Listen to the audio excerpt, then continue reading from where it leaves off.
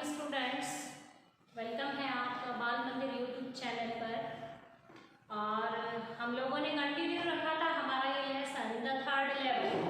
और अब हम लोग कैसे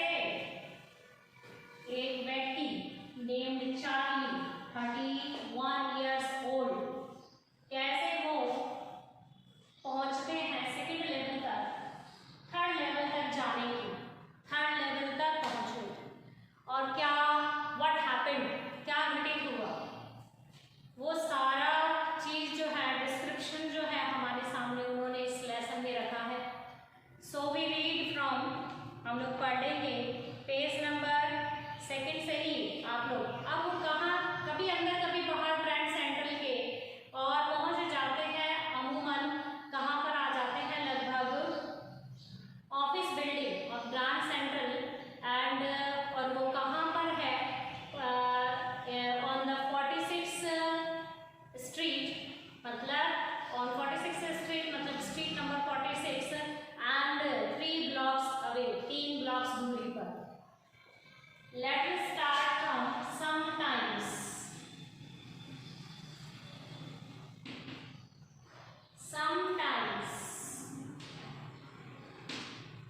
Sometimes I think, क्या कहते हैं वो, किसी समय, I think मैं सोचता हूँ, grand central is growing like a tree, मतलब वो बढ़ते ही जा रहे हैं, चलते ही जा रहे हैं, खत्म होने का, बाहर निकलने का कोई रास्ता ही नहीं है। तो चार्ली क्या सोचता है कि समटाइम्स, किसी समय, आई थिंक मैं सोचता हूँ कि grand central is growing like a, grand central जो है वो बढ़ रहा है, बढ़ता ही जा रहा है, लाइक अ ट्री, एक पेड़ की तरह, पुशिंग आउट, धकेलते हुए, new corridors.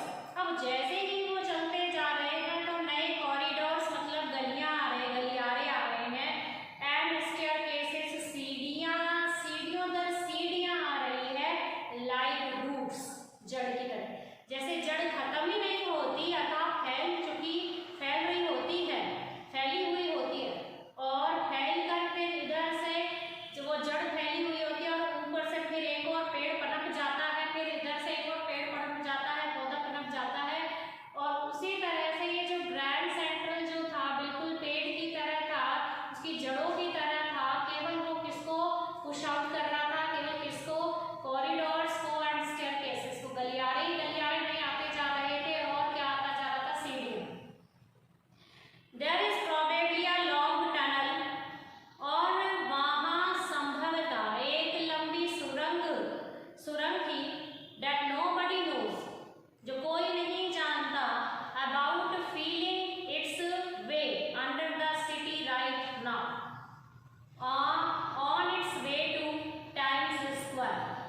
There is probably a long tunnel.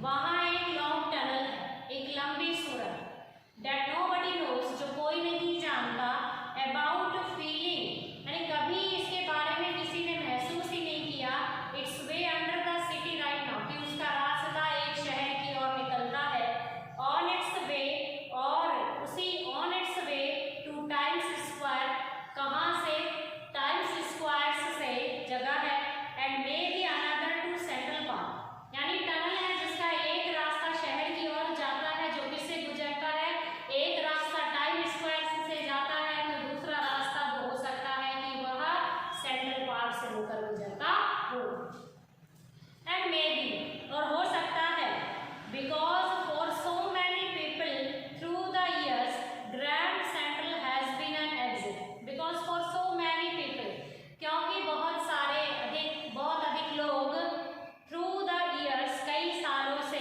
Grand Central has been an exit, कई सालों से लोग यही समझते हैं कि ग्रैंड सेंट्रल जो है उसका एक एग्जिट है, निकास है, निकला जा सकता है, वे ऑफ एस्केप, बचने का, यानी कि ग्रैंड सेंट्रल से निकलने का, निकासी का, और एक निकास है, and a way of escape, बचने का, ग्रैंड सेंट्रल से निकलने का, मे बी, हो सकता है, that's how the tunnel I got into. हो सकता है चार्ली जो है सोचता है maybe that's how the tunnel I got into. हो सकता है कि that's जैसे मैं इस टनल में फंसा, जैसे मैं सुरंग में गया. But I never told my psychiatrist. परंतु ये बात कि कैसे मैं उस टनल में फंसा, मैंने ये बात मेरे साइकियाट्रिस्ट को, मेरे मनोचिकित्सक को नहीं बताई, कभी नहीं बताई. अबाउट दैट आइडियाज, विचार के बारे में, मतलब इस विचार के बारे में कि मैं भी उस टनल में फंसा, मैंने ये अपने साइकियाट्रिस्ट को, मैंने अपनी ये बात मनोचिकित्सक को नहीं बताई. Then the corridor I was in. अब वो बोलते हैं कि the corridor I was in, वह कॉरिडोर, वो गलियारा आई वाज इन जिसमें मैं था, बिगेन शुरू हुआ, angling left and slanting, angling मुड़ते हुए, एंगलिंग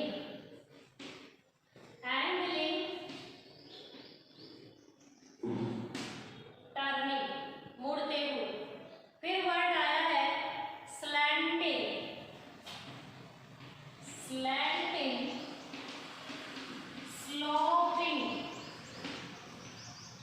स्लो क्या होती है? ढलान, ढलान होना, ढलान थी. Downward, the corridor I was इन, जो कॉरिडोर जिसमें मैं था, बिगेन एंगलिंग लेफ्ट, वो कॉरिडोर, वो गलियारा जिसमें मैं था, चार्ली कहता है वो गलियारा जिसमें मैं था, उस गलियारे में शुरू कर दिया एंगलिंग लेफ्ट. अब वो गलियारा किसकी ओर मुड़ रहा था? लेफ्ट की ओर, बाईं ओर. एंड स्लैंटिंग डाउनवर्ड, और वह ढलान थी उसकी, डाउनवर्ड मतलब नीचे की ओर, मतलब वो गलियारा बाईं तरफ मुड़ता था, बाईं ओर था, और ढलान थी नीचे की ओर. एंड आई थॉट, और मैंने सोचा, दैट वाज रॉन्ग, कि ये गलत था. But I kept on walking. Charlie जानता था कि वो ये सोच रहा था कि आई थॉट, मैंने सोचा, दैट वाज रॉन्ग, ये गलत था. But I kept on walking, परंतु मैंने जारी रखा चलना. Kept on present verb, continue, जारी, मैंने चलना जारी रखा. All I could hear was the empty sound of my own footstep. अब क्या होता है? All I could hear, मैं सुन सकता था. Was the all I could hear, मतलब उन सब में जो मैं सुन सकता था वो क्या था? Was the empty sound of my footstep. Empty मतलब खाली, sound मतलब आवाज, my own footstep मेरे खुद के कदमों की. मतलब वो ऐसी जगह पहुंच गए थे जहां पर कोई भी नहीं था, केवल वह अपने पैरों की आवाज को सुन सकते थे. And I didn't pass a soul, और मैं एक सॉल, देखो शॉल का मतलब होता है आत्मा, लेकिन यहाँ पर हम शॉल का मतलब क्या कहते हैं? मैं एक भी व्यक्ति से नहीं गुजरा, यदि एक भी व्यक्ति मेरे पास से नहीं गुजरा, मतलब एक भी व्यक्ति उसको उस रास्ते में नहीं मिला, नहीं मिला. केवल आवाज किसकी थी? उनके फूट स्टेप्स की, यानी कि उनके पैरों की. देन आई हर्ड, फिर मैंने सुना, that sort of hollow roar ahead. That sort of hollow, ये वर्ड्स, इसके मीन्स आप लोग लिखते जाइए. फिर देन आई हर्ड, फिर मैंने सुना, दैट की, दैट उस शॉर्ट ऑफ होलो, शॉर्ट का मतलब काइंड, प्रकार, होलो खोखले, खोखले, रोर मतलब गर्जना, अहेड मतलब आगे. फिर वो कहता है then I heard that sort of hollow roar ahead. फिर मैंने सुना आगे, क्या सुना? शॉर्ट ऑफ होलो रोर, खोखली गर्जना की एक प्रकार की आवाज सुनी. शॉर्ट मतलब प्रकार, शॉर्ट